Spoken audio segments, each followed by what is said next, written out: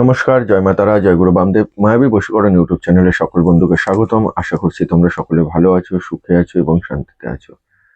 আজকে আমি তোমাদেরকে যে ক্রিয়াটি দিচ্ছি সেটা হচ্ছে কামরূপ কামাখ্যা মন্ত্রে একটি পাওয়ারফুল বশীকরণ ক্রিয়া। অবশ্যই এই ক্রিয়া আজকে আমি তোমাদেরকে শেখাবো, কিন্তু তার আগে কিছু কথা বলবো।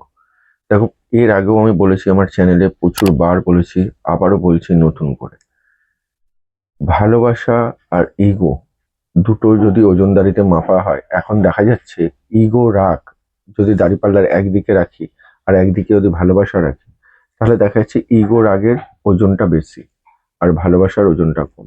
তাহলে একটু তোমরা বলো তো, এটা কি ভালোবাসা হলো? যে ভালোবাসার মধ্যে ভালোবাসার চেয়ে ইগো, রাগ বেশি, সেটা কি ভালোবাসা হলো? আমি মনে করি না। যদি ভালোবাসাকে প্রায়োরিটি দিতে হয়, তাহলে ইগো আর রাগের ওজনটা অবশ্যই কমাতে হবে। অর্থাৎ ইগো আর রাগটাকে অবশ্যই কমাতে হবে। এই ইগো, রাগের জন্য হাজারো হাজারো সম্পর্ক কিন্তু নষ্ট হয়ে যেতে বসেছে এবং হয়ে যাচ্ছে। সেটা তোমরা আমার চ্যানেলের কমেন্ট বক্স দেখেই বুঝতে পারছো। একই ঘটনায় একই কমেন্ট সারি সারি লাইন দিয়ে আসছে। ইগো, রাগ আর ভুল বোঝাবুঝি। ভুল বোঝাবুঝিটাকে তবু সাইডে রাখলাম, কিন্তু ইগো, রাগের জন্য প্রচুর প্রচুর সম্পর্ক নষ্ট হয়ে যাচ্ছে। আর একটা ছোট কথা বলি, দেখো, বশীকরণ এই যে ক্রিয়া, অবশ্যই আমি বশীকরণ কিভাবে করতে হয়, কেন করতে হয়, কাকে করলে বশীকরণ কাজে লাগে, এই নিয়ে একটা লাইভ করব বলে দিয়েছি। আগামী রবিবার একটা লাইভে আসছি, যে লাইভে আমি তোমাদের সমস্ত প্রশ্নের উত্তর সরাসরি দেবো, শুধু বশীকরণ নিয়ে।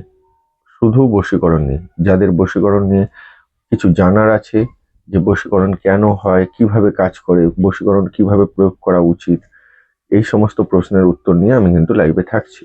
তো আজকে একটা ছোট কথা বলে যাই।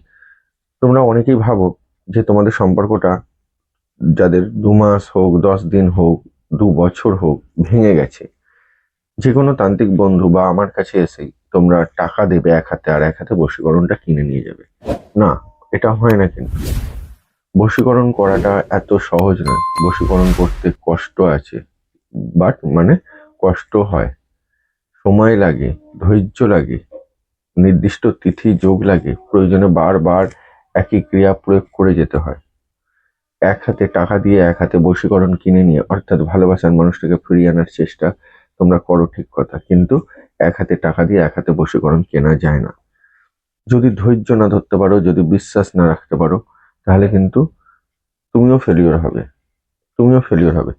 অনেক বন্ধু আছে আমার, অনেক পুরনো বন্ধু আছে, অনেক পুরনো কাস্টমার যারা আছে, তারা দীর্ঘদিন অনেকই ধৈর্য ধরে বসেছিল, তারা সবাই কিন্তু সাকসেস হচ্ছে। আর কিছু মানুষ আছে যাদের মধ্যে একদম ধৈর্য নেই, বিশ্বাস নেই, হঠাৎ এলাম, কিছু টাকা দিলাম, আমি বশীকরণটা কিনে নিলাম, অর্থাৎ আমার ভালোবাসার মানুষ বা আমার পছন্দের মানুষ বা আমার লালসার মানুষটাকে ফিরিয়ে দিই। প্রথমত এই লালসার নিয়ে আমি কোনো কাজ করি না। ভালোবাসার ক্ষেত্রেই যদি হয়, সেক্ষেত্রেই আমি এই ক্রিয়াগুলো করে থাকি। অবশ্যই আমিও পয়সা নিই, কারণ এই ক্রিয়াগুলো করতে যে সামগ্রিকগুলো লাগে সেগুলো পয়সা দিয়ে আমাকে কিনতে হয়। আর তোমাদের এই যে কাজগুলো আমি করে দিই, এই কাজ থেকে যে টাকাটা আমি পাই, একটা ক্রিয়া করে যে টাকাটা আমি পাই, সেটা দিয়ে আমিও আমার পেট চালাই। অর্থাৎ আমিও টাকা নিই।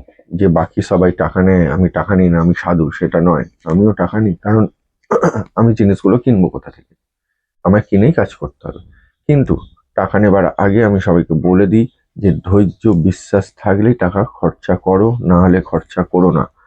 কারোর যদি একদিনে হয়ে যায় সেটা খুব ভালো কথা, কারোর 1 মাসও লাগতে পারে, কারোর 2 মাসও লাগতে পারে। কারণ আমি কি বললাম, এই জিনিসটা কিন্তু ছেলে খেলা নয়। বশীকরণ অতি সহজে যখন তখন যেভাবে খুশি করে নেওয়া যায় না।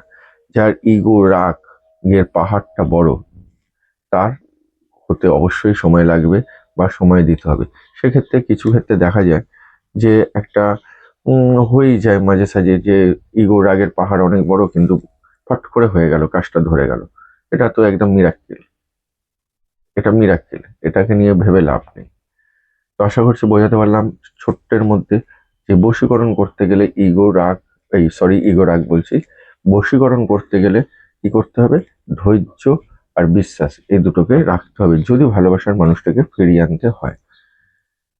সেই একই কথাই বলি, তাহলে কি বলতে চাইছি আমি, আজকে যে আমি ক্রিয়াটি দিচ্ছি সেই ক্রিয়াটি যদি তুমি বিশ্বাস এবং ধৈর্য নিয়ে করো, তোমার ভালোবাসার মানুষ ফিরতে বাধ্য। এই ক্রিয়াটা কিভাবে করব আমরা? এই ক্রিয়াটা করব হচ্ছে প্রতিদিন আমরা করব টানা 11 দিন। সামনেই পূর্ণিমা আছে, পূর্ণিমা থেকে আরম্ভ করতে পারি বা শনি মঙ্গলবার থেকেও আমরা আরম্ভ করতে পারি। প্রথম দিন যখন মন্ত্রটা করব তখন আমরা 108 বার করব। তারপর যে 11 দিন করব 11 বার করে করলেও হয়ে যাবে, অর্থাৎ 11 বার করেই করতে হবে। প্রথম দিন 108 বার, তারপর থেকে 11 বার করে টোটাল 11 দিন, মোট 11 দিন আমরা করব। কখন করব? সকালবেলায় করব। ভোর 4টে থেকে সকাল 9টার মধ্যেই মন্ত্রটা পাঠ করব। পূর্ব দিকে মুখ করে বসে পাঠ করব। মাটিতে বসে আসন পেতে করব বা চেয়ারে বসে করতে পারি। বিছানায় বা সোফায় বসে করা যাবে না। আর মহিলাদের ক্ষেত্রে শরীর খারাপ থাকাকালীন করা যাবে না। আশা করছি বোঝাতে পারলাম। যদি না বুঝতে পারো সরাসরি ফোন করে জেনে নিও। না জেনে না বুঝে করবে না, আর কারুর ক্ষতি করবে না। চলো মন্ত্রটা অবশ্যই বলে দেবো। তার আগে বলবো, যদি আমার এই ভিডিওটা তোমাদের ভালো লেগে থাকে তাহলে অবশ্যই লাইক করে বন্ধু বান্ধবকে শেয়ার করে দাও। আর যে সকল বন্ধু আমার চ্যানেলে প্রথম যুক্ত হচ্ছে তারা চ্যানেলটা সাবস্ক্রাইব করে সঙ্গে থাকো। মন্ত্রটা কি? মন্ত্রটা হচ্ছে ওং ত্রিং ত্রিং ত্রিং, ওং ত্রিং ত্রিং ত্রিং কামাখ্যা দেব্যই অমুকং বর্ষমানায় কুরু কুরু সাহা। কি বললাম? ওং ত্রিং ত্রিং ত্রিং কামাখ্যা দেব্যই অমুকং বর্ষমানায় কুরু কুরু সাহা। আশা করছি বুঝতে পেরেছো। যেভাবে উচ্চারণ করলাম সেভাবে উচ্চারণ করবে, তলায় লিখেও দিয়েছি আমি। এরপরেও যদি বুঝতে অসুবিধা হয় সরাসরি ফোন করে জেনে নেবে। আর যারা আমাকে ফোন করে একবারে ফোনে পাবে না তারা মিস কল করে রেখে দেবে, আমি ব্যাকে কল করব। না হলে আবার আধ ঘন্টা 40 মিনিট পর ফোন করো। পরপর ফোন করো না, কারণ আমি একটাই মানুষ, আমার দুটো নাম্বার কন্টিনিউয়াসলি সামলাতে হচ্ছে প্লাস কাজ করতে হচ্ছে।